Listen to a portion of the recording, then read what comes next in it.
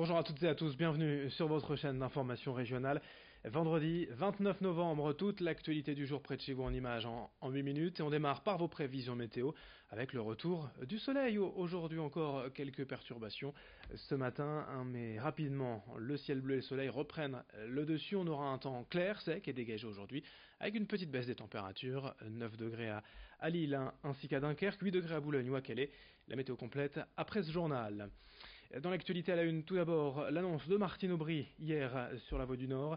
La maire de Lille sera bien candidate à sa propre succession pour un quatrième mandat en mars prochain. Après des semaines d'attente, un vrai faux suspense, Martine Aubry va donc repartir au devant des électeurs lillois, elle qui avait pourtant annoncé lors de sa réélection en 2014 qu'elle ne se représenterait plus. La maire de Lille a jugé qu'elle devait, je cite, tenir la barre face aux inégalités, les tensions sociales et la crise climatique. Je vous propose de l'écouter, Martine Aubry, qui était ce matin sur France Bleu Nord. Le devoir, pour moi, c'est important, mais si j'avais pas l'énergie et l'enthousiasme, imaginez-vous que je n'irais pas. C'est un métier difficile, et donc quand on prend cet engagement, c'est pour ça que je l'ai beaucoup mûri. Il faut y aller, et quand on a pris la décision, il faut y aller avec enthousiasme. J'avais dit que, sauf circonstances exceptionnelles, c'était mon dernier mandat. C'est pour ça que j'ai beaucoup réfléchi. J'ai d'abord vu, et je suis désolée de dire ça, mais que la ville a quand même bien changé, que j'ai tenu parole. Après cette annonce, nous voilà donc avec le casting complet des prétendants au Beffroi de Lille le 15 mars prochain. La campagne politique va pouvoir démarrer. Dans la région, le protoxyde d'azote continue de faire des ravages, notamment auprès des jeunes. 5 nouveaux cas graves potentiels ont été décelés ces derniers jours dans le Nord et le Pas-de-Calais. Une information annoncée hier lors d'une réunion de sénateurs et de maires de la région.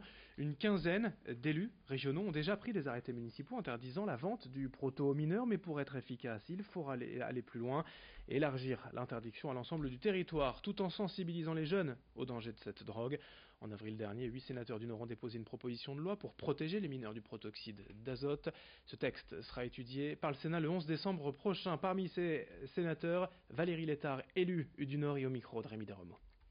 Nous sortons aussi du centre de pharmacologie et d'addictovigilance qui nous a exprimé, en tout cas, l'interrogation, l'inquiétude sur une consommation qui est de plus en plus importante dans la région et dans le Nord, et que cette consommation, ils en avaient identifié des troubles de la moelle épinière, des troubles qui, pour certains, ont des effets pour partie irréversibles et un véritable danger pour la santé, qu'il faut donc alerter sur cette question. La proposition de loi que nous avons décidé de poser, nous l'avons posée parce que lorsque j'ai posé cette question d'actualité au gouvernement, j'ai vraiment eu l'impression qu'au niveau national, ce problème il n'était pas très clairement identifié parce que peut-être pas présent de façon uniforme partout en France. Au chapitre économique dans la région, c'est donc la fin de l'entreprise Team Aquadipre près de Dunkerque. 304 salariés vont être licenciés dans les prochaines semaines. L'entreprise avait déjà échappé de peu à la liquidation en juillet 2017 suite à l'offre de reprise du millionnaire bulgare Phil Filippov et sa société Atlas. Hier sur le site, beaucoup évoquaient un immense gâchis. Tous en veulent aujourd'hui à Phil Filippov. Les syndicats l'accusent même d'avoir utilisé leur entreprise comme fournisseur à bas coût en réduisant les prix de vente et les marges au minimum pour fournir son propre groupe Atlas. Pour la CGT et FO, il s'agit même d'un sabotage industriel. Phil Filippov aurait selon eux tout fait pour qu'il n'y ait pas de repreneur. Les syndicats ont d'ailleurs déposé plainte contre X pour escroquerie. Explication hier sur place recueillie par Corentin Escaillé. C'est pas des postes qu'on retrouve dans toutes les entreprises. Des casseurs de grains, c'est propre à Team.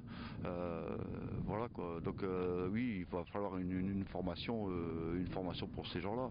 Et puis je veux dire, pour d'autres, ça va être un petit peu plus compliqué vu ils n'ont jamais sorti de chez Team, quoi. Donc ils ne connaissent pas les entreprises extérieures et voilà quoi. Donc c'est des gens, ils sont rentrés pour, on va dire, une majorité qui sont rentrés chez Team à l'âge de 16 ans, 17 ans pour certains, qui ont 30 ans d'ancienneté. Voilà quoi. Donc ça va pas être facile à rebondir pour ces personnes. Dans le reste de cette édition, face au fléau de la pédophilie dans l'Église catholique, les évêques de France ont demandé dernièrement la création d'une commission indépendante sur les abus sexuels dans l'Église. La CIAZ a déjà enregistré près de 3500 appels de victimes en 2 ans.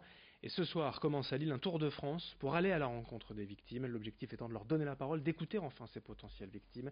À l'arrivée de publier un rapport pour émettre des propositions et éradiquer ce fléau de la pédophilie à l'église. La conférence c'est ce soir 18h30 à Sciences Po Lille. Explication au micro de Xavier Silly. Les principaux objectifs qui sont fixés à notre commission, c'est à la fois de mettre en lumière ce phénomène des abus sexuels commis par des religieux.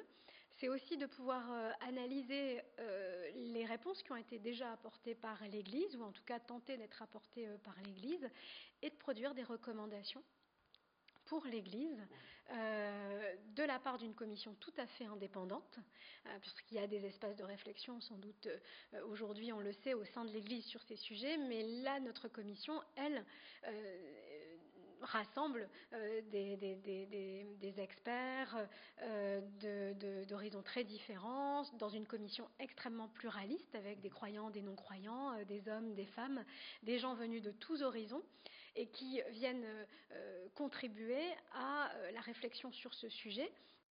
Et puis, plus légèrement, pour terminer ce journal en ce vendredi, voici l'heure de vous proposer l'agenda des sorties avec Estelle Dargent de Métropolis en 1 minute. Voilà de quoi occuper votre week-end dans la région. Et ce week-end encore, les marchés de Noël continuent d'ouvrir leurs portes. Vous avez celui d'Arras sur la Grand Place, considéré comme l'un des plus beaux de la région, il vaut vraiment le détour. Celui de Roubaix aussi, avec une petite particularité, c'est un marché de Noël zéro déchet, complètement éco-responsable. À Dunkerque, c'est Dunkerque la féerique jusqu'au 5 janvier. C'est toute la ville qui se met en mode Noël avec 3 places qui vous proposeront des animations, des activités, des chalets de Noël évidemment.